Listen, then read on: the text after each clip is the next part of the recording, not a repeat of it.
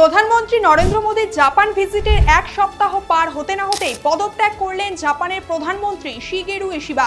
তবে তার এই পদত্যাগ ভারতের উপর কতটা প্রভাব ফেলতে চলেছে আসুন তা জেনে নেওয়া যাক। গত মাসে জাপান ও ভারতের প্রধানমন্ত্রী একান্তে বৈঠক সারেন। সেই বৈঠকের পর জাপান ও ভারতের মধ্যে বাণিজ্যিক সম্পর্ক বেশ মজবুত হতে শুরু করেছিল। তবে প্রধানমন্ত্রী পদত্যাগের আবহে জাপানের অচলাবস্থা চলাকালীন সময় এর বেশ কিছু ইতিবাচক ও নেতিবাচক প্রভাব পড়তে চলেছে ভারতের ওপর।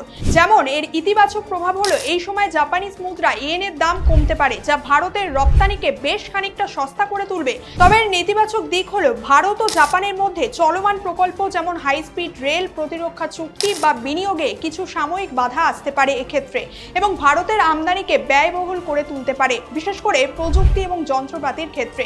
তবে পরবর্তী প্রধানমন্ত্রী যেই হোক না কেন, ভারতের সঙ্গে জাপানের সুসম্পর্ক আগেও ছিল এবং আগামী দিনেও তা বজায় থাকবে।